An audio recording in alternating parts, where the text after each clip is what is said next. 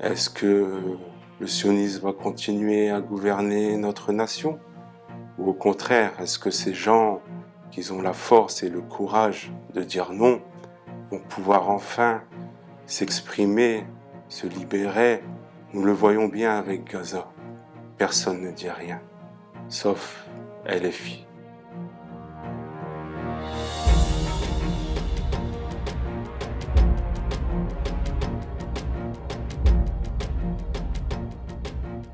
أعوذ بالله من الشيطان الرجيم بسم الله الرحمن الرحيم اللهم صل على محمد وعلى محمد. Au nom de Dieu, le clément, le miséricordieux. Salutations fraternelles à tous.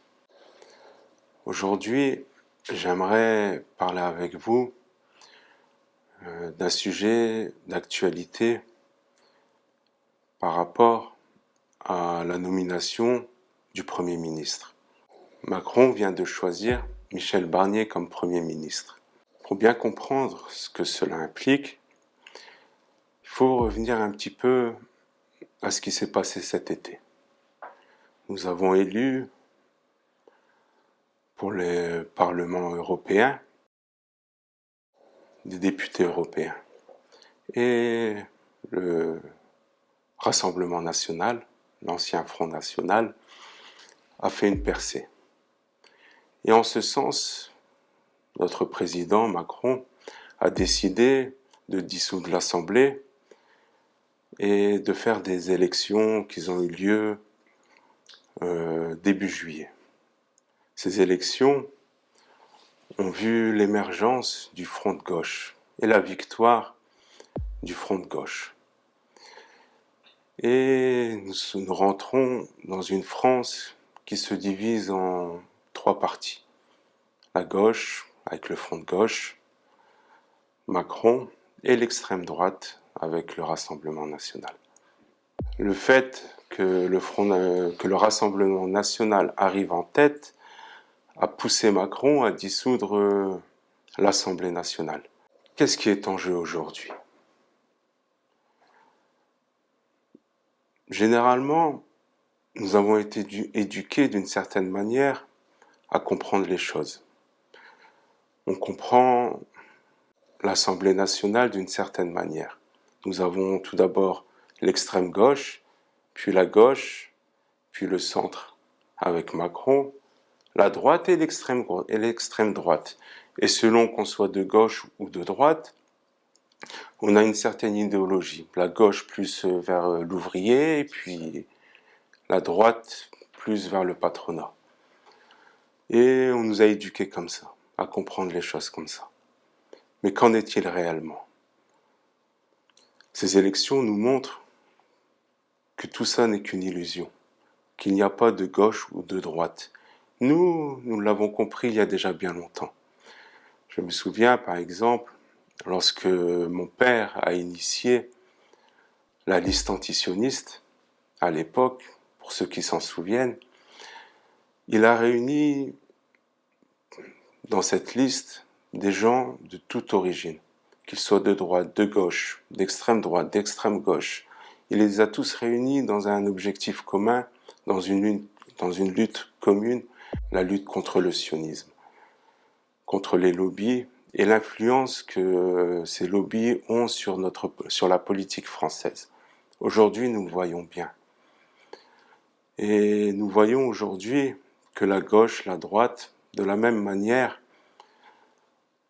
n'est qu'une illusion, que leur idéologie est la même, et la seule vraie vérité, c'est de prendre parmi ces gens-là, qu'ils soient de droite ou de gauche, ceux de bonne volonté, qui combattent les injustices, qui ne sont pas influencés par les lobbies ou le sionisme, pour en faire des hommes qui pourront diriger notre nation.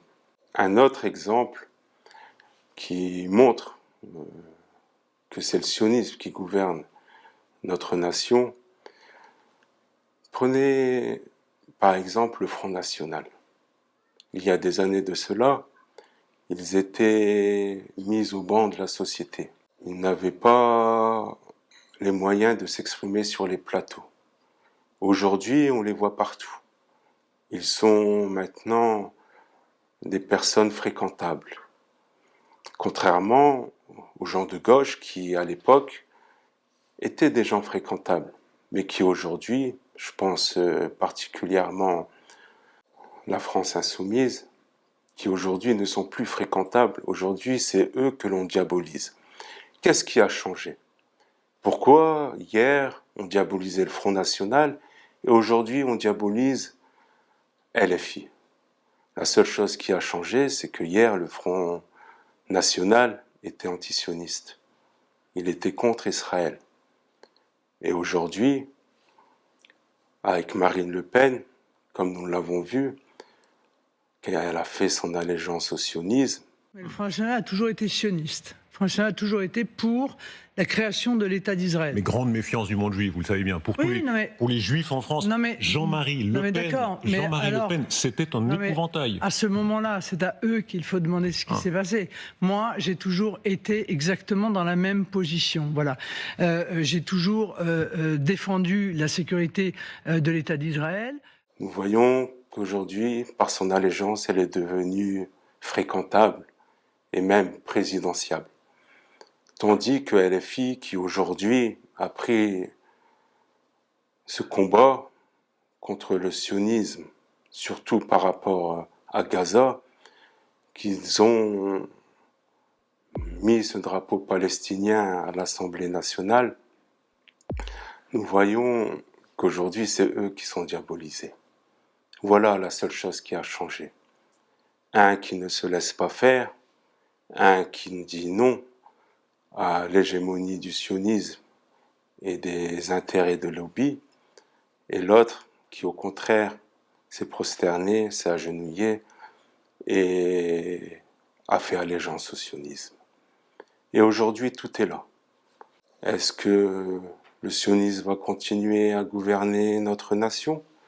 Ou au contraire, est-ce que ces gens qui ont la force et le courage de dire non vont pouvoir enfin s'exprimer, se libérer et libérer les Français dans ce qu'il y a dans les valeurs universelles que représente normalement la France, celle de la fraternité, de la liberté, de l'égalité. Nous le voyons bien avec Gaza. Personne ne dit rien, sauf LFI. C'est ce qui nous a poussés à appeler à voter pour eux lors de ces élections. Et nous sommes heureux de cette victoire qu'ils ont eue et nous espérons avec beaucoup de sincérité qu'ils continuent leur combat. Nous les aiderons, nous les conseillerons et nous ferons en sorte, Inch'Allah, si Dieu le veut, de mener à bien cette mission qui est essentielle pour nous.